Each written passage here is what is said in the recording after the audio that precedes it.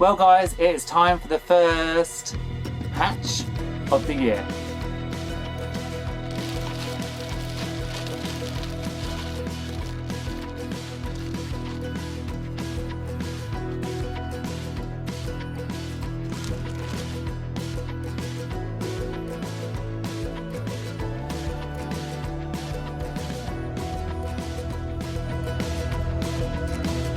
When I get my trail cam, I definitely need to put it down here, right at the end of our property, because there are some serious deer tracks and it'll be just nice to capture them on film.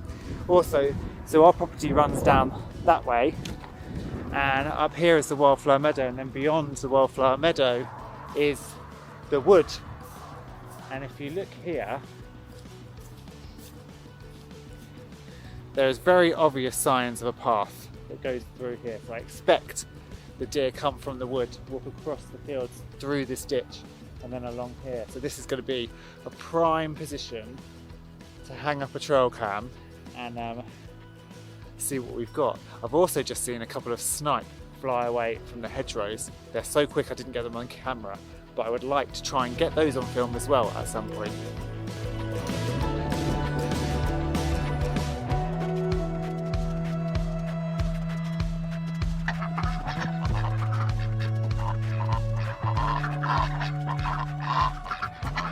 Well, the snow has completely gone now,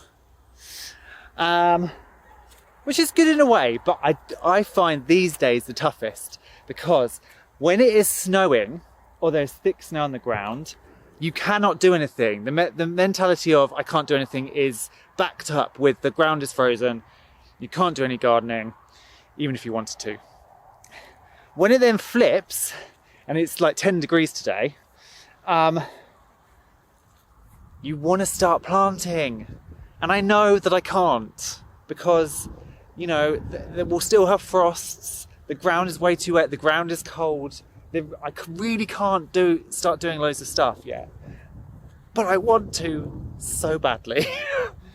But it's one of those things that I've learned, you've just got to hold off. And when I was a kid, I was exactly the same. I kept a lot of Australian finches and birds, and as soon as that first sunny, warmer February day would come, I'd be wanting to throw in all the nest boxes. And you know, I was a kid, I did on several occasions throw in nests, and they started laying, and then we'd get a freeze, and everything would die, and all the eggs would freeze, and any nestlings, I would be basically lying there all night worried about them. So it's really important for me to stay self-disciplined, but it's really difficult too. At least I've got those baby rabbits. So I know we looked at delightful rabbit kits yesterday, but I need to show you them today. It's defrosted here a lot, it's got milder, and because of that, the kits have all come out of the nest. And so they're much easier to film and see. So let's go and have a little look at them, because they are super cute.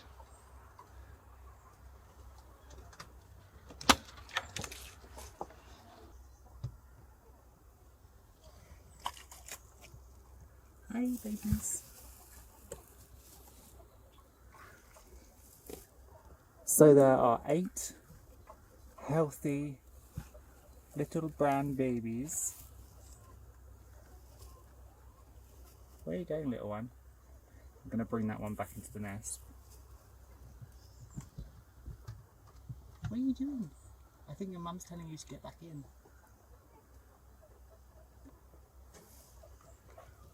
Where's your little baby? Come here. Stay in the nest.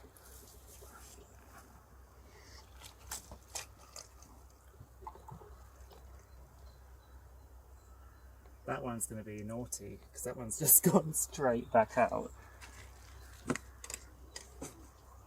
Come here. Get in the nest.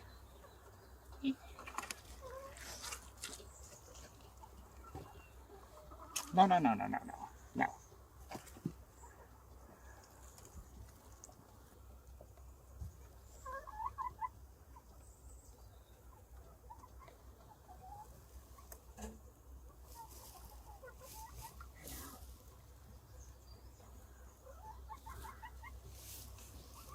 it might just look like a twig to you, and it probably does, but this is my almond tree. Unfortunately, the other one did die, but you can start to see all of these buds along here, and this little pink tip, it's soon going to flower.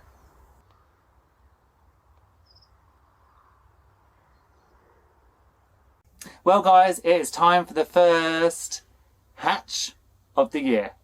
So I'm very excited. I've been collecting these hatching eggs from my Ixworth for the past few weeks. We have 11 eggs. We would have had a few more, but the cold snow we had actually froze the eggs she laid in the pen. It completely froze them solid, and the shells cracked. So obviously they were not going to hatch.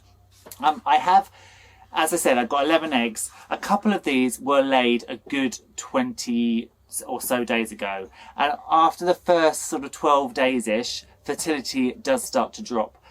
So they may not all start to develop, or a couple of the older ones might start and then die off. But what I do tend to do is, if I say want 13 or 14 eggs in the incubator and I've only got 11, I'll shove those 11 in, and then over the next 2 or 3 days when she lays, I'll put those eggs in as well, and I'll mark them so I know that their hatch date is going to be slightly late.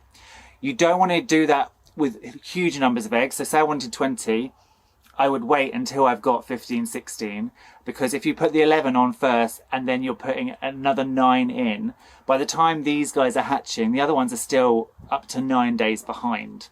2 or 3 days, it doesn't matter, because you're going to be leaving your chicks in your incubator after they've hatched for 24 to 48 hours anyway, so you can get away with it, but I wouldn't do it for much longer. So these, I'm going to put the incubator on today. I'm going to let it settle. These will probably go in tonight, and then, as I say, over the next couple of days, if she lays any more, they'll go in too, and then I'll leave it like that. So in 22-ish days, we should have the first chicks to be born here at the farm. The other massively frustrating thing is that our house still hasn't sold.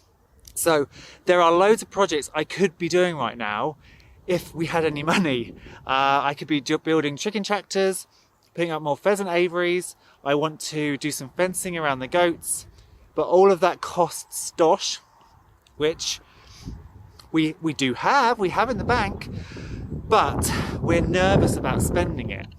So in the UK house buying system is pretty screwed, because you accept an offer, but until your contract exchanges, there is no legal standing whatsoever. So we still haven't exchanged. We accepted an offer back in August. We still haven't exchanged for lots of stupid reasons, and they keep saying, oh, it's the last thing, and it's not the last thing. But until we get that exchange date, we don't know whether this house sale might even fall through. It's now looking like it's not going to be completed by the end of February, which means we're going to have another load of bills come out. Mortgage for the house that we still own, rent for the house that we're now living in, and all sorts of other things. So we're having to be tight, which is seriously frustrating. And it does look like some of the plans that I wanted to action aren't going to happen this year, or they're going to. I wanted to buy in some inland Wiltshire horns to add to my flock, so that they lambed this spring. It's almost March, and I just don't think that's going to happen because we haven't got the free money. We have the money to run the farm. I've bought seeds, I've used credit cards, so we have stuff to get up, set and running, but just things aren't going to be as perfect as I wanted them. And that's annoying, because I'd like things to be just so. But we'll make it. We're here. We have to look on the positive side of things. And I will say my antidepressants that I'm on have been fantastic, because I think I would have had a breakdown otherwise. But with the help of them, we can be optimistic a little, and a little positive too.